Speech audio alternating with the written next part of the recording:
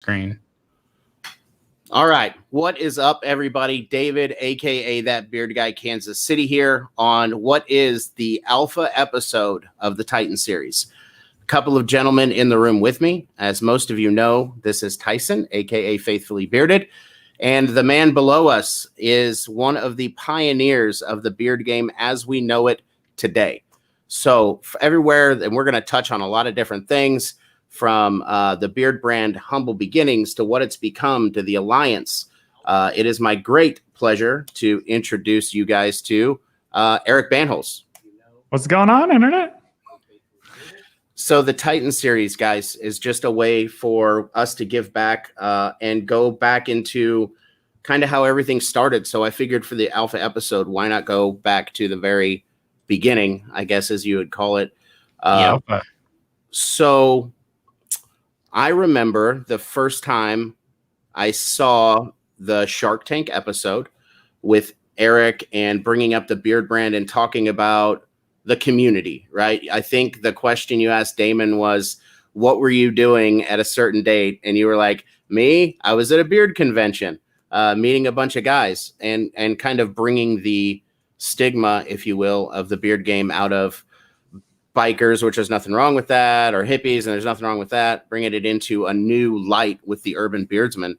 So if you don't mind, Eric, can you tell us a little bit about like what you found in the community and what that drive was to bring Beardbrand into the light? Yeah, so you probably said it better than I could. We were talking before we went live. You know, Tyson's a bit of a tech geek, and I kind of am too. I used to be, I used to work for Dell Computers here in Austin, and then life kind of took me around. Ended up being a financial advisor for a period of time, and in this like corporate environment, you're always pressured to look a certain way, and you know, I didn't like that. You know, I kind of wanted to represent my own style and look, so ended up essentially quitting working at the bank and growing my beard out. And at this time, I was trying to start up a different business at the time, like a design business. And I go to the events and I'd get called Duck Dynasty or ZZ Top or Grizzly Adams. And like you said, those are gnarly dudes. They're like way rad dudes. But dude, I've got like the softest hands you can ever imagine. Like, hands were made for keyboards. They were not made for like wrenches or anything like that.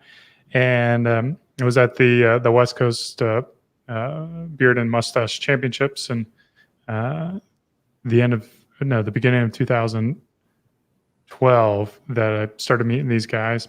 January, February, and realized there's just like a whole group of us. Like, you know, like we didn't fit the traditional stereotype, and rather than being, you know, one of those guys to kind of wait for something to happen, I got super inspired and you know, searched beardbrand.com to see if it was available, and it was. So you pay like $12 to get the domain, and then I'm like trying to describe who I am. I'm like, I'm not an outdoorsman, I'm not a biker, I'm not, what am I? And then the term like urban beardsman kind of hit me as a way to kind of describe who I was.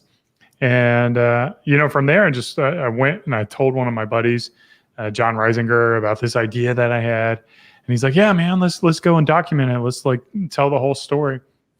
So if you look at like our very first video or two, is like we were going to document what we were doing with building the company and the brand. And we had a Tumblr page back then and YouTube. And then after a couple months, like John had a newborn baby and he kind of went on to other projects. And I just kind of kept it going very, very passively in that first year. And it was just kind of always been like a, you know, to a certain degree, an extension of myself, and kind of like, the pains that we talk about at Beardbrand are really like the pains that I ran into personally, and just kind of like the ways that I try to overcome it to the best of my abilities. And sometimes I'm good at it and sometimes I'm not. So if I remember right, John was beardless, right? He didn't have a beard? Yeah. John Reisinger did not have any kind of facial hair. So I think I was watching a video where you're talking about him kind of being the face of Beardbrand and then realized that he doesn't have a beard. So it might be. And I mean, like, I know it's like the name of our company is Beardbrand, and I know there's a certain stigma within our community that's just like rah rah rah beards, man, masculine, and like I'm not against that, but at the same time, like it is facial hair. Like it doesn't necessarily make you more masculine or less masculine to choose to grow it out. I think what's masculine is your ownership over your own style, whether that being bearded or not bearded, despite any kind of pressures one way or the other. And we've kind of always wanted to, well, I wouldn't say always, but we've tried to spread that mission, because a lot of guys, you know, like, I don't know, I've not always had a beard. I prefer having a beard, but you know, like when I shave it off, does that mean I'm no longer like all of a sudden I was super masculine, and then I shave it, and then all of a sudden I'm not masculine, and then I grow up? Yeah, that's silly. Like you're the same person. But I don't know. It's just kind of a little side tangent. I think I don't think I know. That's actually a really good description of, I think, anything that we do as guys. You know, like for me, my YouTube channel, Tyson's YouTube channel, the other guys that are in the room, Mo the Bearded Shark, Matt the Sports Beard, all those guys, No BS, who you've worked with before. All of our channels are so different because they're all an extension of ourselves. So that's a really cool like model to go into for anything, especially for a business. So Beardbrand's up off the ground. It started, got the $12 website. You can't even get a website for $12 now. It's $18. No, you gotta go to namecheap.com. Right. Oh, okay. Yeah. Okay. Dude, come on, man. I'm going to save you $6. Yeah. Perfect. Take that advice. The one thing you leave with is the advice from Eric Bandholz today. Namecheap.com. You can save $6 on domains. Absolutely. So Beardbrand's coming up. I'm sure some R&D into products. Another big thing for guys, especially, I think, in my opinion, definitely, is scent, right? So you've got the silver line, the gold line, then the white line. Mm-hmm. I am lucky enough to have most of the gold line and one of the silver. In case you guys didn't get a chance to get it, I did purchase the mullet kit, which came with about everything you could possibly need, including these awesome. Dude, you look so dope. It reminds me of like the 90s Bret the Hitman Hart, Ultimate Warrior type deal. Yeah, that's. You should just wear those nonstop on your channel. That could be your new thing. Oh yeah, I actually thought about ordering a couple more pairs in different colors but well, they're sold out of everything. Yeah, you can't get anything. Like the 2000s are out, the double wides are out. I mean, those guys, yeah, they did their thing. Yeah, so bringing the scents in. I have two of my favorites sitting in front of me. Tree Ranger, which is amazing. And if I remember right, one of your best sellers, right? Yeah. That's yeah. We can talk a little bit more about that in a little bit. And then Temple Smoke, which is just, for me, when you talk about a manly smell, like that is like a dark, beautiful, awesome smell. And then you've got, of course, Four Vices and Old Money, which a lot of people love Old Money. So what was kind of the process of choosing kind of what scents went where? Yeah, you know, just to add on to that real quick, sorry.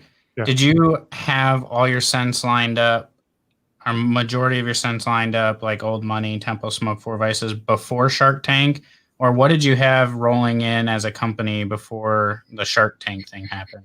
Yeah, so I'll go on a long tangent about fragrances in this. Yes, nice. That's what we need. You tell me silently. So the history of our fragrances, and kind of going back, we started even more history. We started Beardbrand, not even with our own products at first. We started with you guys know the Bearded Bastard. Yeah. Great man.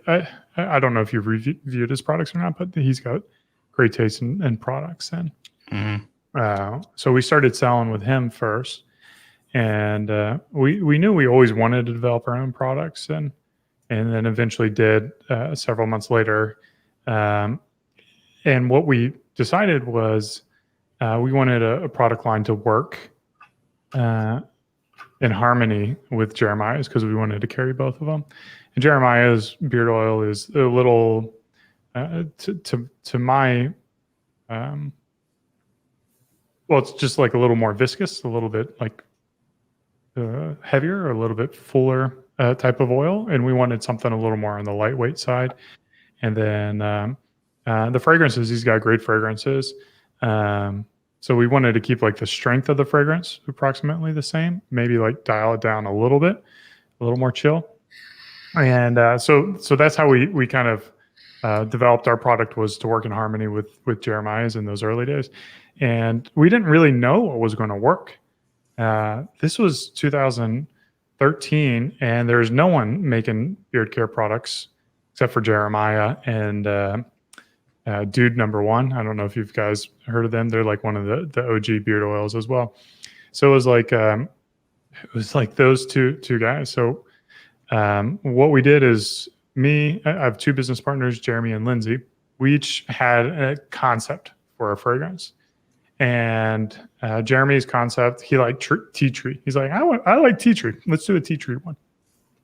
He's like, yeah, man, it's great. I got American Crew, tea tree, whatever. So like, okay, we'll do it. And then Lindsay is like, I want this kind of like citrus clovey one. So we're like, okay, yeah, that's great. And that's where Spice Citrus came in. And then I had a buddy in Spokane, Matt Ugaldia. And he's a forester for Washington State. And if you've watched enough of my videos, I'm kind of like dyslexic and I can't remember things, can't speak right.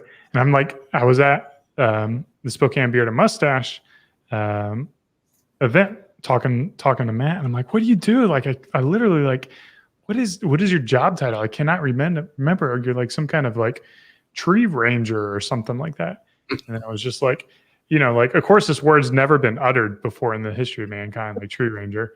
And we're all just like busting up laughing, like he's some kind of tree ranger. So if you ever like actually think of the name, like, what are you, a ranger of trees, but we just like, ever since then, I'm like, man, that's a really cool name. So speaking of domains, we got treeranger.com. Oh, really? Yeah. Like I said, like that word those two words had never been uttered, back to back before. So I came in with the tree ranger concept of like having something like really forest oriented, a lot of different trees in there, really focused on that. And then we each formulated them. We put on blindfolds, and then we smelled like, so we didn't know whose formulations we liked. So Jeremy, Lindsay, and I, and me, the three of us, we all made our version of Tree Ranger. We all made our version of Spice Citrus, and we all made our version of Tea Tree. And then we put on blindfolds and voted on them. So that's how we kind of came up with the fragrances for those. And then to answer your question about Shark Tank, so we started with the silver line, and then from there I think we went with blank slate after that in the white line to have like just a fragrance-free one. And then after that, we came out with Four Vices. Four Vices was our first gold line, and that's another good story about fragrances. And I think we had all 5 of those fragrances by the time we launched on Shark Tank. Nice. No BS Matt is in the comments and says, good to see you, Eric. Yeah. Good old Matt. Oh, man. So what's the story with Shark Tank for those that don't necessarily know? So you got Beardbrand up and going, you got some fragrances. Like, where did it click of like, let's go on Shark Tank and pitch this idea and get some financial backing? Or how did that story kind of play out to get you guys to take the step to apply for Shark Tank? I think a lot of people have some good ideas and are afraid to do something like that. Yeah, I mean, one of the nice things about being a YouTuber is you kind of start to develop a pretty thick skin. Like I'm sure you guys have seen it all. It's like, so I've kind of like, even though I've got this weird balance of like, I really care what people think and they say, and I really want to make people happy, but also I'm kind of like this like dumb dog that's been kicked so many times. I just go and do things, and like I don't learn my lesson, so I just go and I say these like stupid, totally insensitive, like unempathetic type of things. And then I'm like, oh, why do you hate me? And it's like, oh yeah, because I said something I probably should have not said. So like Shark Tank's perfect for me because, I can just go up there and ramble on. And, if they're mean to me, then I'm like, it is what it is. But I like I'm, in addition to being passionate about like the products we're selling and the community we're building, like I love business. Like business is one of my passions in life. And I love bringing value to the world through business. And I think, profit is this amazing tool that shows you how much value you're bringing to the world. So if you're really, really enhancing a lot of people's lives, then you'll have that indicator to tell you to continue on. Or if you're doing something that's not profitable, where you're wasting a lot of money or wasting a lot of time and energy, then it tells you, hey, let's do something that is more beneficial. So business is super cool for me. And at the time, like we said, like the beard care industry was completely novel, never been created. No one was really doing it. There's the Bearded Bastard. There's, like, what is it, MCMT or something like that, who makes Dude Number One. And then there was us, and we were like focused on beard care, like beard is in our name. And I thought that was like anytime I pitched like our products or talked about our products to friends, they're like, yeah, you should be on Shark Tank. You should be on Shark Tank. I'm like, okay. I'm like, we'll apply and we'll give it a shot. And I respect the sharks up there and would have been happy to do a deal with them and build a partnership and try to bring the community to a larger space and help out more guys. So I'm kind of a YouTube nerd, but I was watching a video today where you were two things that I thought were hilarious that people I don't think realize is like the actual amount of time you were filming on Shark Tank. People see that little 8 or 9 minute segment and it's really like a 45-minute deal. Yeah. So I can only imagine that. And then just some of your older videos, like I'm a big fan of the Connect videos, like when you are reaching out, like some of the stuff that you've shared through YouTube is a lot more than just, oh, hey, we make beard products or we're men's grooming. Like, I think it's kudos for reaching out and talking about the difficult things in life or when things weren't so great. Like right now, I guess I just happen to know from listening to not only your videos, but Aaron Marino, Alpha M's podcast, talking about how much you are enjoying not being able to travel or go rowing, right? I know that's... It's been a tough quarantine for me. I'm an extrovert, so I like being around people, and I miss my hugs and my high fives and my handshakes and, or just sitting in a room indoors with someone. Like I miss all that, and of course, like as much willingness that I have to break the rules. I'm also like strangely compliant. So I've been following all of the recommendations for COVID and stuff like that. So it's been challenging. Definitely. So I think as men, we kind of want to break the COVID rules, but as fathers, we want to follow them because we want to protect our kids and our family, and yeah, if I was a single dude, I would totally be living a different life than I'm living now. So, like, taking my wife's and our family's situation in our community as well. I think like, I've got friends who have kids and elderly parents and stuff like that. So it's more than just you that you have to think about. So talking about, I guess we can kind of circle one way and then another. So talking about bringing grooming products to men, right? I feel like when you started it, like you said, you've got the Bearded Bastard who's still around, and then you've got a couple other companies that are doing a couple things.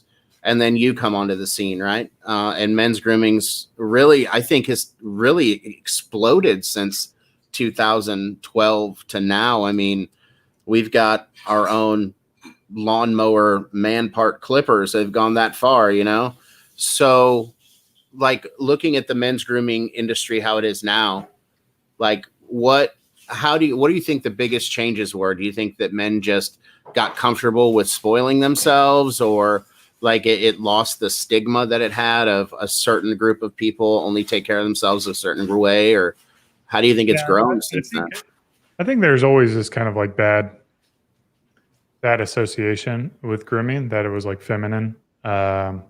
Like you're less of a man if somehow you invested in yourself, which to be fair, I thought that way too. Like, so it was easy for me to kind of communicate that way, because I was like, why do I need to wash my face? You know, like, why do I need to take a shower? I've always been a showering guy, so I don't want to throw myself too far into the gutter. But I think, what we wanted to do at Beardbrand, up to that point, you had your Irish Springs, you had your Dove was like the fancy stuff, but like guys really didn't have a lot of options for high quality, high end stuff. And frankly, like I like using nice stuff. I prefer nice stuff.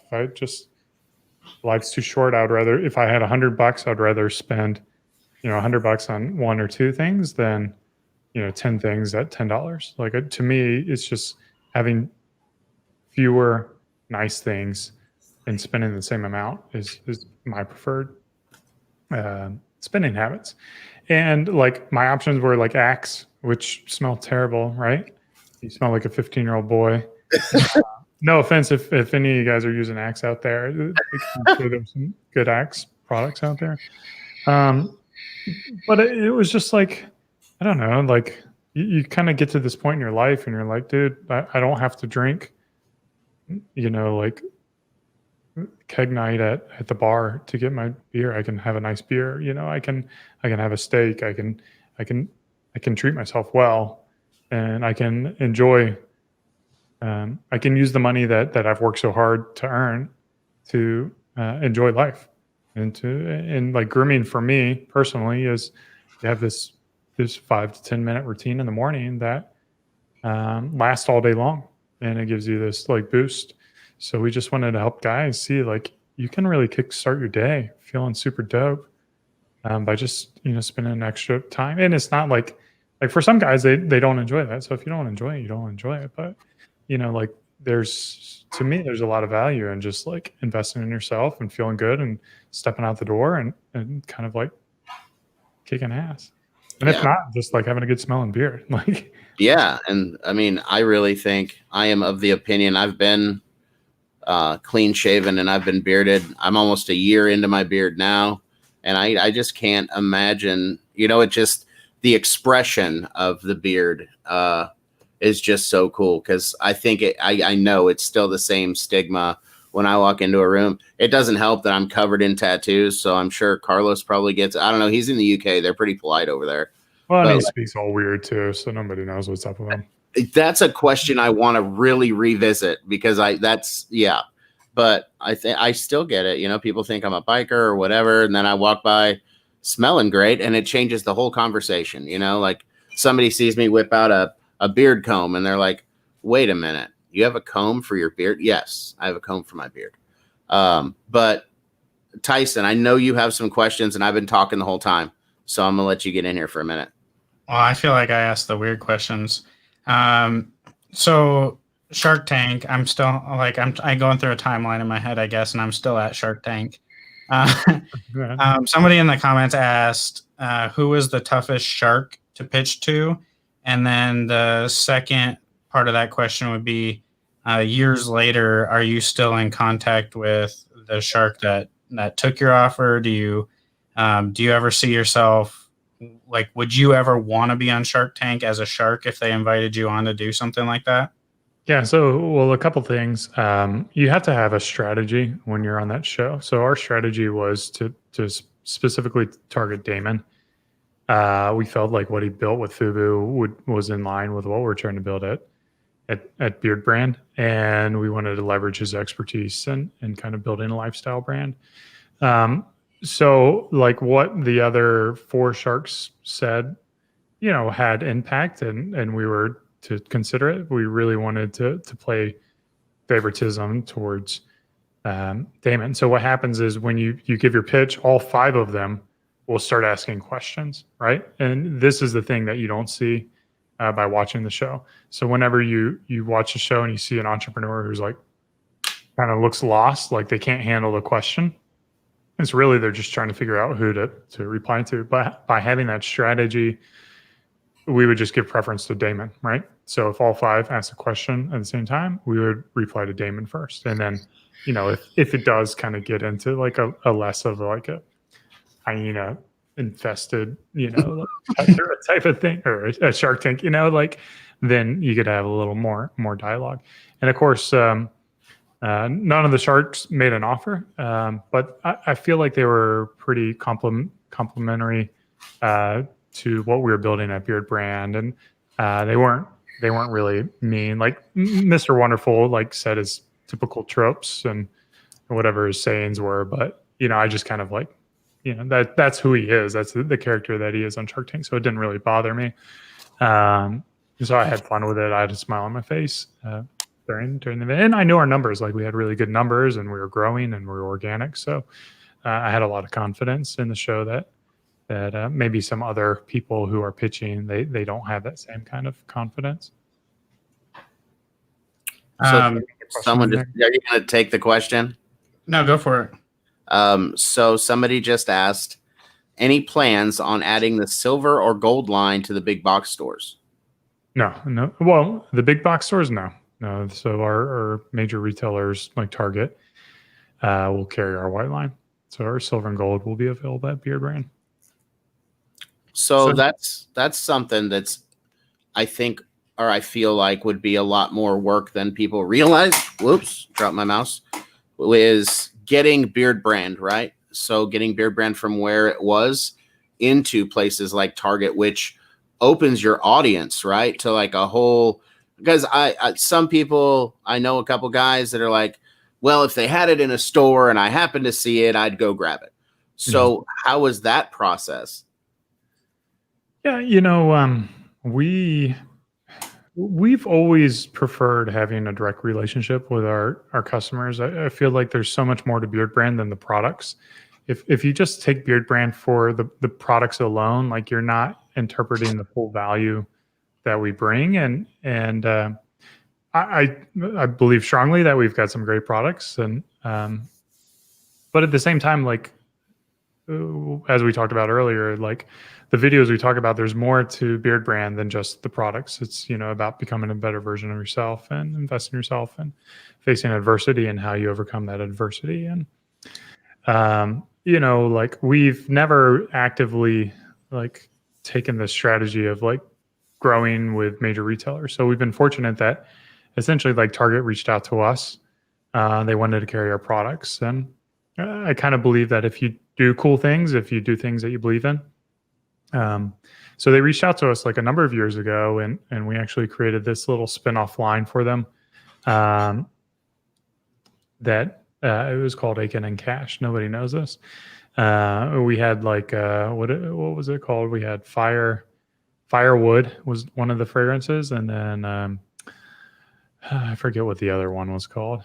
We sold like 1 or 2 units a day for like 6 months or something on Target.com. So it reminded me how hard it is to build a brand new company from the ground up, and I can really relate to a lot of those smaller guys out there who are trying to get their company off the ground, because it's not easy. It's certainly not easy. So anyways, we ended up killing that, and it was just kind of more hassle than it was worth to have 2 different brands.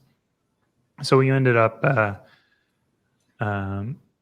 getting contacted by them again, and we're just like, well, if we're going to do it again, we don't want to mess with the online stuff. We'll just do it in the stores. So we're lucky that Target's been a really good partner for us, and they're willing to roll it out in all the stores, and that's been a good experience for us to be able to get our products in front of people maybe who aren't looking for help or guidance on the channel, and then eventually like they'll see us in Target, and then they'll come to beardbrand.com, subscribe to the newsletter, and kind of start to get a little bit of our culture from there.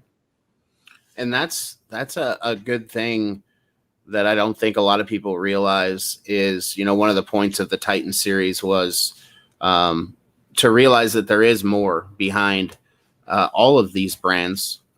than just making beard stuff. So, I mean, I could rifle down the whole list, but just I think the highlights for me were, one of the big ones was when you were just making just like a vlog style video, like, hey, this is what's going on in my life, stuff like that. When I couldn't imagine how many people search your name on the internet or on YouTube every day. But for somebody having that rough day to see a video essentially just saying, hey, you know, there's light at the end of every tunnel. Like, everybody has struggles. Like, don't think just because this has happened that I don't have struggles in my life. That's just epic. I mean, I think the biggest one recently that stands out to me is the video when you said you were stepping away from Beardbrand. Yeah. Right. Just kind of made the video like, hey, this is what's going on. That was a deep, like, heartfelt video. Stepping away from what I can only imagine is very much like another child, you know, building Beardbrand, watching it grow up, to step away from it for a great reason, I might add, for your family, you know, making sure you're around for them. So when you make those videos, it seems like it's a lot of off the cuff, you know, just you getting in front of the video and talking, or in front of the camera and talking. So what for you was one of the videos that hit home? Like, when you talk about intent for a video, like when you put a video out, which one were you hoping people would get the most out of? Yeah, I mean, I think you hit a couple nails on the head. I tend not to script my stuff, and that probably shows. I have a little bit of rambling for periods of time, and yeah, I mean, I was. The purpose of that video of me stepping away, people would think that the purpose was just to tell you guys that I'm not going to be making videos for a month, but that was really not the purpose. The purpose was for me to first kind of be an example for guys out there to know that you can step away from work to spend time with your family if you need to kind of be a leader. And I know guys in Europe or guys up in Canada, they get that time anyways, and that's not a new thing. But here in America, there's certainly a lot of pressure to get back to work, and there's certain, like, you know, like this psychological aspect of guys wanting to be at work, and I love to be at work too. Like, I love working, so it's hard for me to get away from work. But so I wanted to do that, and then also I wanted to kind of like, I think one of the most unspoken things is infertility. I think a lot of people, especially our age, struggle with infertility, and you can't really talk about it. It's one of these things that's kept like quietly locked away. And I just wanted to just tell guys that, you know, we've dealt with it. It's been really, really hard on our marriage and hard on our family life. And it's been dark days, like essentially the whole time that I've been building Beardbrand, we've been struggling with this as well. So just to let other people know that, you know, it's okay. You'll get through it. It's part of the journey, you know, part of the journey. And then, I mean, like, everything I say on Beardbrand is, you know, I'll go through, I don't want to say like I go through these like manic and like depressive states, but like sometimes I'm energetic, and sometimes I'm like feeling the moment, and sometimes I'm just like, yeah, we're all up. And then sometimes I'm just like, you know, maybe like going through something in life where it's just a little more serious and a little more like down to earth. And, you know, like I have like this wide range of personalities, and, you know, you get both of them. You get kind of like the wild and goofy guy who will sit in like a bunch of bushes and, you know, like ramble off about things. And then you'll get the guy who, you know, will talk about serious things like infertility and, you know, like trying to be a better father. And I think, you know, hopefully what I hope is that the audience understands that, you know, I'm a real person with like different energies, and that I'm not just going to be the same guy and talk about the same thing all the time, and, you know, just because that's what the channel is about.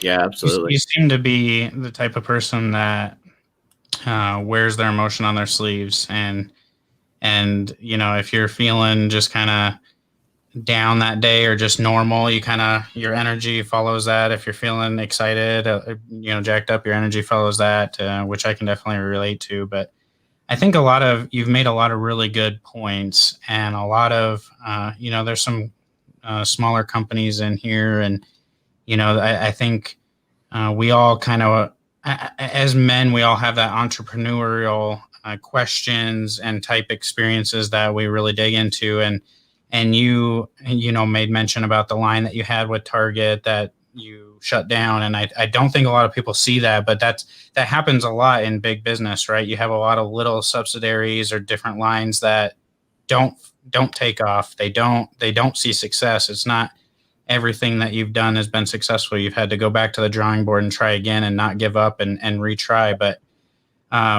you've also mentioned that you like to do things more personable. And so, being in a store isn't necessarily the way you go. And for me, like, I knew who Beardbrand was, but there's a lot of people out there that don't like to purchase online. They want to go to a store and get that product. So do you see, or do you feel that, my first purchase of Beardbrand was in a Target because I knew I could walk in and get it rather than having to order it online, not be able to smell it. Do you guys see that? Do you think being in Target brings you more new customers as far as we're just walking through the aisle and we see it? Or do you think people kind of know who Beardbrand is, but it's a reason to go pick it up in the store rather than order online? Yeah, I think it would be both. And clearly, like, we have a preference of serving our customers direct, and we've tried to solve those problems that you talked about where, like, we've got a no questions, like, customer service thing. So if you're not happy, we'll get your money back, like and then we have our fragrance kits where if you buy the fragrance kit, we'll give you the cost of the fragrance kit on your next order. So we try to, like, minimize any kind of risk that you would take by buying from us online. But I also get, like, not everyone prefers to do that. Some people prefer to buy in store. But it's just like, you guys, like, the people see what we've created at Beardbrand, and I feel like what we've done is pretty impressive stuff. But we're still, like, a really small company. Like, we're like 15 employees, and I know that could be like 15 times bigger than a one-man operation. But we view our competitors as like Procter and Gamble and Gillette and L'Oreal and like these mega Edgewell, these mega organizations that have billions of dollars behind them and hundreds of thousands of employees, and we're trying to, like, stand out from them. And even there's a company that was just acquired in our space that they also have a beard softener that if you read the label, it was strikingly similar to the thing that our beard softener claims, which we essentially invented the term beard softener. And they sold for $235 million. And I can tell you that Beardbrand's not worth $235 million. Like, we're a team of 15.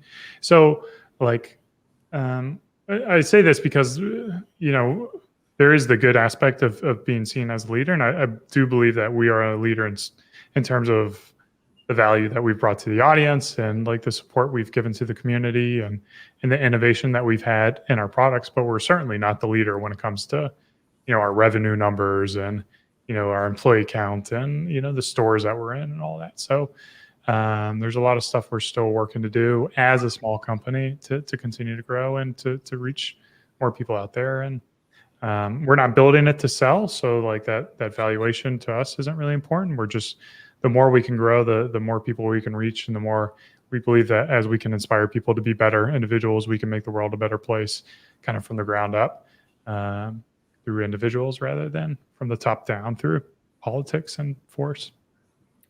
So what does the company see, like, as a difference between the United States and the UK?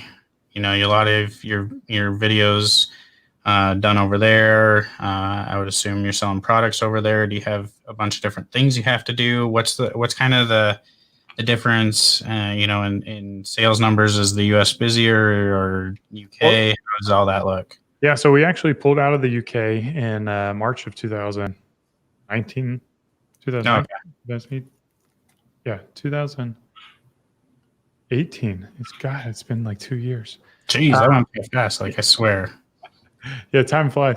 Yeah, we pulled out of there. Again, that goes back to, like, we are a smaller company with scarce resources, and we have to make the decision a lot, like, how are we going to allocate our resources? and doing business in America, we 2 years ago we realized that we hadn't fully reached our potential, and so every dollar that we put into trying to grow our business, it could return.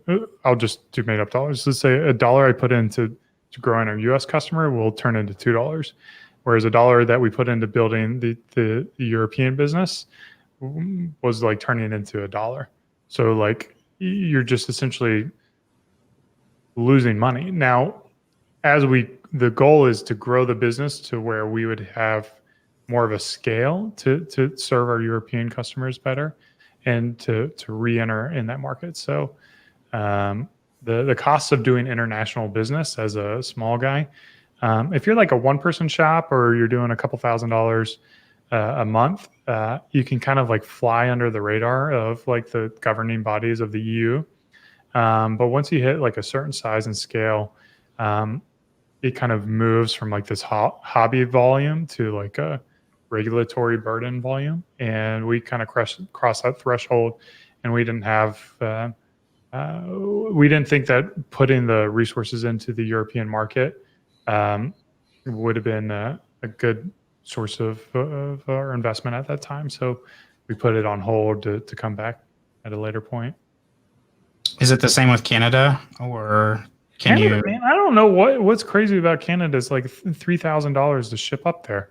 Like, if I sent a comb up to Canada, it would be like $35. Real.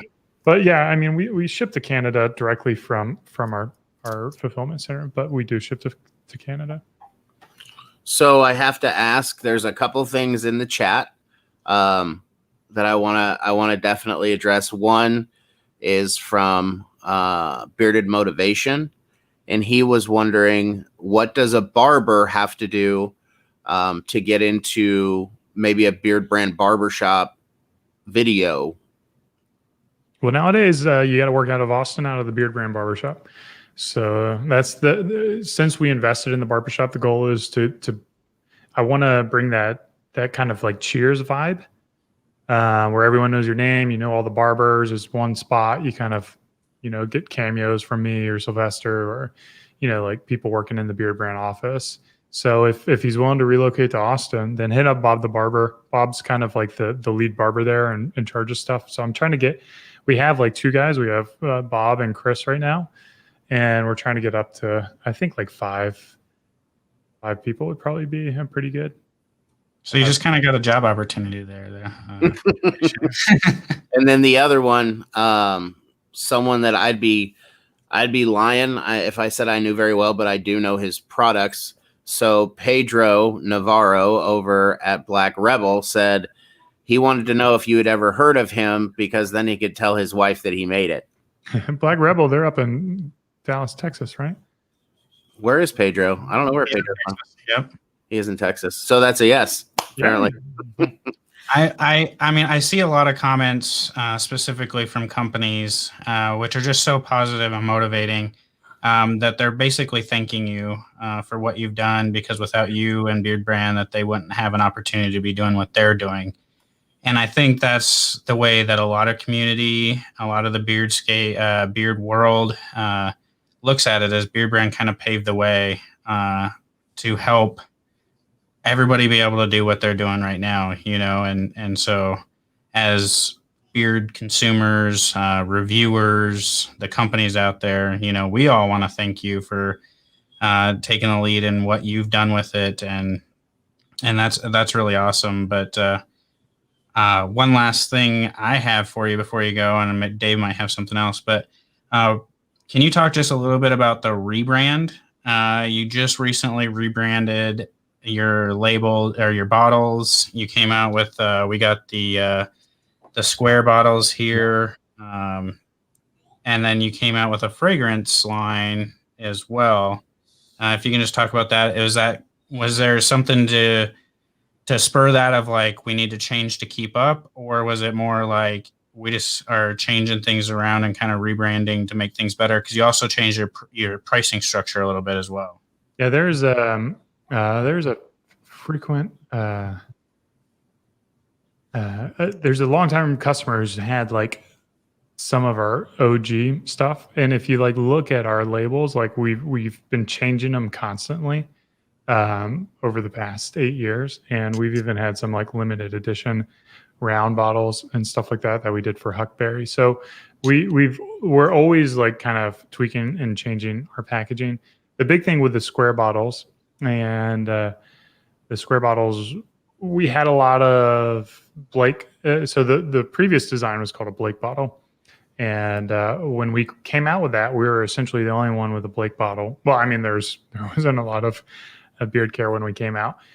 So we felt that the product kind of lost its uniqueness on the marketplace. There was a lot of, people who had used Blake bottles in the past. They would do a front label and a back label, whereas we were the first to kind of do this side wrapped design. And then we noticed there's a lot of similar side wrap options. So we've always kind of wanted to not follow people. We've always wanted to be unique and on our own and kind of create a look and feel that, I don't know if you have any of our boxes laying around too, but we upgraded our boxes, and that's one of our, so that's like the old style, David. We've got like a new version coming out that's all black. So all these are like evolving and changing. They're always constantly changing, and they'll continue to change. And then like with the little guys, I was way off El Paso. Man, of course I don't know my Texas geography at all.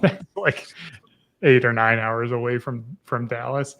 And yeah, we love the way we've always looked at like the beard care space is kind of like the craft brewer scene. We want it to be like, we want to encourage guys to go out there and create things and to build connections and to do it uniquely is kind of what I would encourage people to do. So like get inspiration from other brands, but like ultimately, like what we talked about at the beginning of the live stream is like find your own DNA and print that into your line and your products and be able to share that. And I think like that's really cool to see some of the innovation that you get from that, rather than just kind of copying someone else out there. You're doing something unique and for a new audience. So we always like that. And then, as much as possible for us little guys to kind of take a dent out of like the Procter and Gambles and the L'Oreals and the Axes and the Gillettes and those giant ass companies. Or those, and not only that, but those like Chinese, what I hate, those Amazon Chinese crappy made products. Like I don't think guys should put that stuff on their face. I think you're worth more and some God knows what made in China product.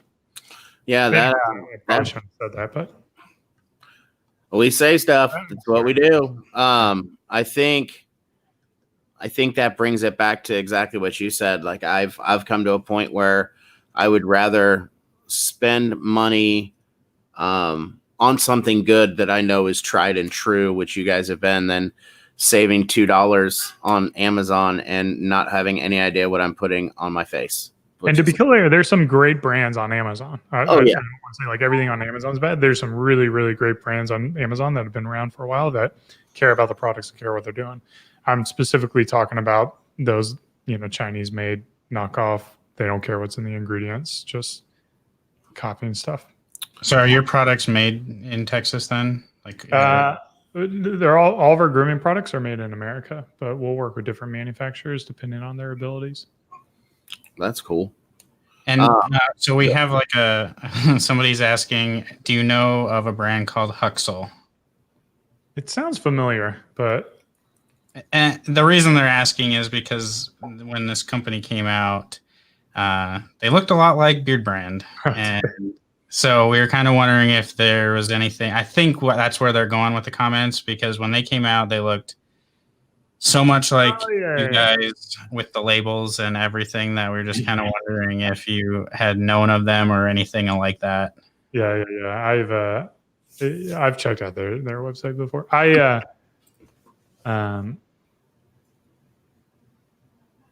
Yeah, there's plenty of companies. I try to, as much as like I know there's going to be people who are heavily inspired by the work that we do, I try to be customer focused. So there's a lot of a lot of stuff out there. If they use our trademarks, like Tree Ranger or Four Vices or Temple Smoke or Beardbrand, then we'll go after them. But generally, it's pretty hard to produce the packaging that we do at our level, and you tend not to see people who can execute it as well as we can. I like how you put that of inspired people rather than people copying us. Our work inspires people. Well, you got to give them the. To be fair, I should give them the benefit of the doubt too, because maybe they created it in their own little bubble, and they weren't aware of Beardbrand. So I don't know. Like it's a little, yeah.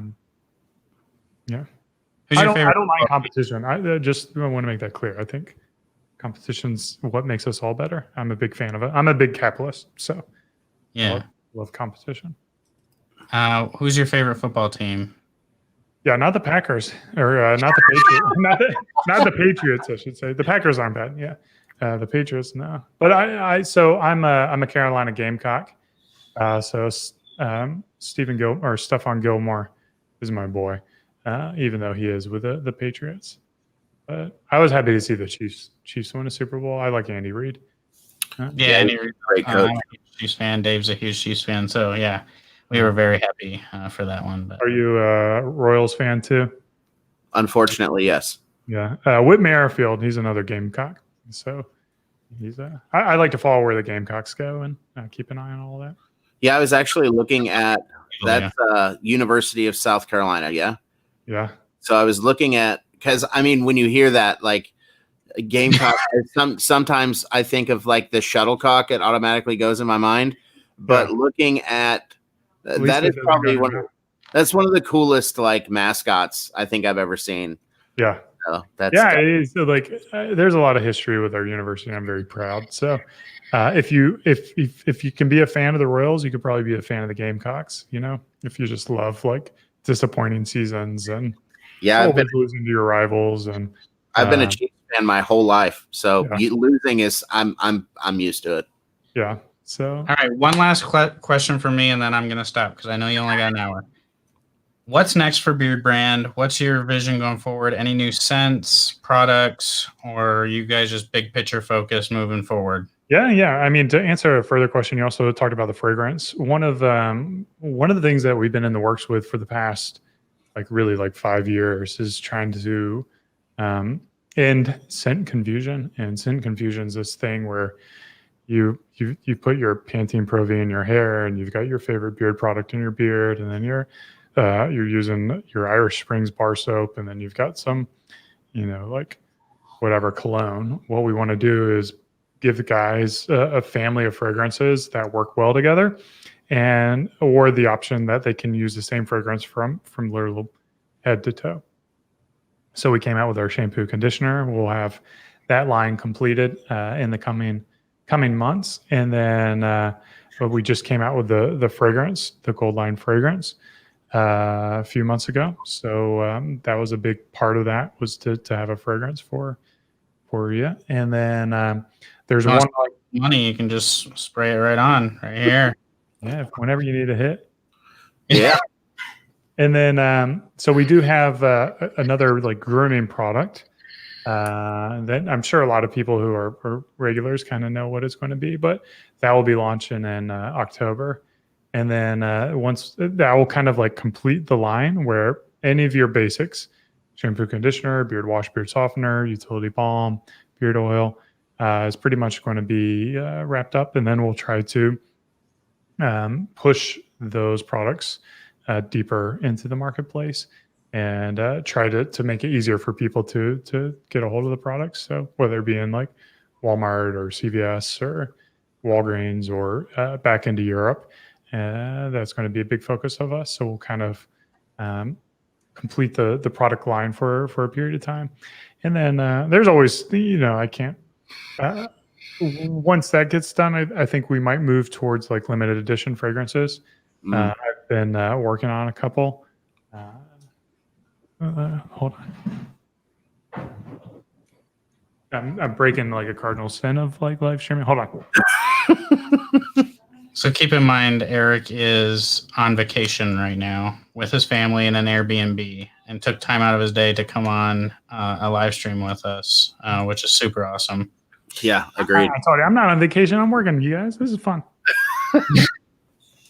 So anyways, yeah, I got like a little, this is prototype packaging. This is not final packaging, but got a little